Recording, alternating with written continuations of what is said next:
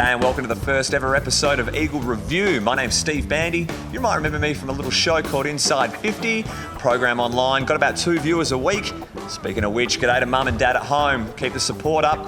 This show's a little different, mainly because I've got a new co-host. Please welcome former Richmond and current Swan District superstar, Tommy Roach. Welcome to the show. Pleased to be here, Thumper, and hopefully we can make it a better show than last year. Yeah, it wouldn't be hard. If everyone hasn't pieced it all together, obviously son of 200 game player, premiership player, two-time Coleman medalist Michael Roach. Mate, plenty of highlights of him on the net, but not much of yourself. I ended up getting Tom Roach, the freestyle swordsman, instead. Yeah, disappointing. Obviously my AFL career wasn't quite as distinguished as my father.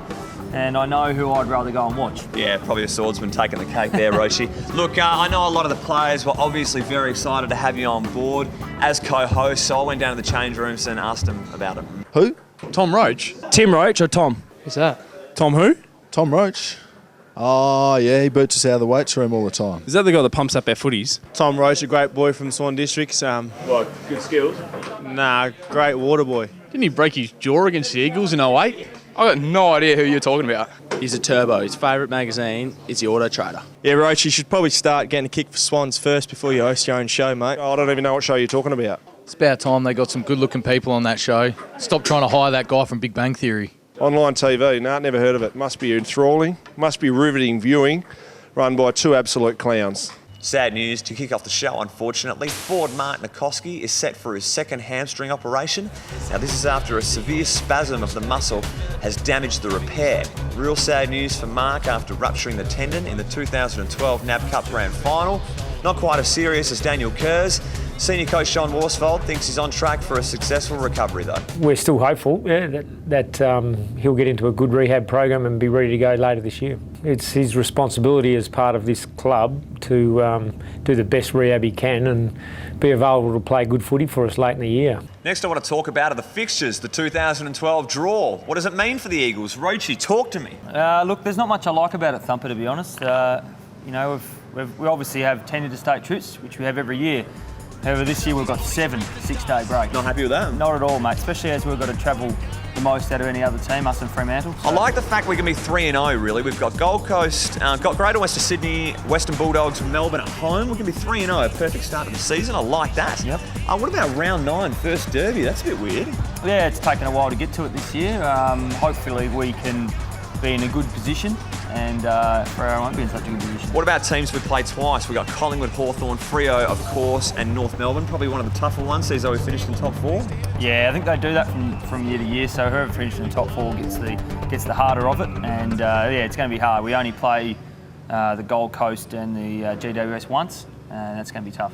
Moving on, I want to talk about the forward losses we've had. Obviously, touched on Nikoski out for the majority of the season, combined with superstar forward Mark McCrae missing basically the year, the rupturing of his ACL. That's 88 goals, Roachy. How are we going to cover that? Look, it's going to be hard. I mean, to cover 90 goals in the season, not one player's going to be able to do that. So hopefully Hilly can kick him 40. That'd be sensational. And then we're going to need some midfield goals, and also you saw last night with Cochin resting in the forward line, he was able to kick a couple, so we're hoping maybe a Shuey or someone like that can rest forward and kick a couple. Good. Now I want to talk about round 1. I believe confidence is massive in the AFL. Anyone can beat anyone on their day. Last year's round 1 win against North was crucial. Got to get off to a good start, and what a team to have for your round 1. The Western Bulldogs, we've won 4 of the last 5. What do you like about this matchup? Well, obviously, the last 4 or 5 makes a big difference. Gives us confidence going into it. I think the way we actually match up against the Dogs is good for us. The Dogs are a free-flowing, sort of hard-running sort of team.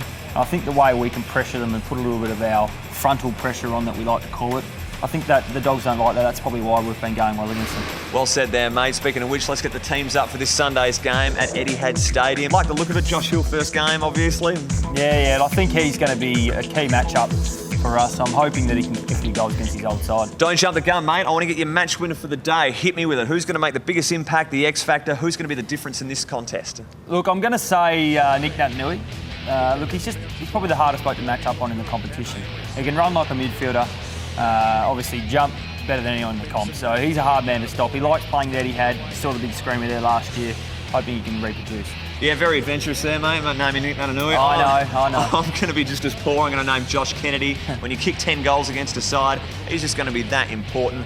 he'll go a long way into establishing that 123-point dominant victory they had here at Patterson Stadium. It was obviously a much closer game at Etihad Stadium. 8 points.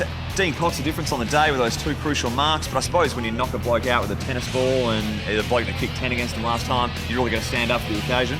Yeah, it was an interesting way to get the best player out of the team. Coxie was a bit worried about Josh, I think, beating him in the best and fairest. So he had to step up, and he did. That's about all the time we have. Thanks for joining us for this first ever episode. Hopefully you'll come back again next week. Thanks very much for joining us, Rochi. Hopefully you're coming back next week. Yeah, I think if the viewers want me back, Thumper, I'll be back. See how you go in selection, mate. Yeah, Can't guarantee anything. Thanks, guys.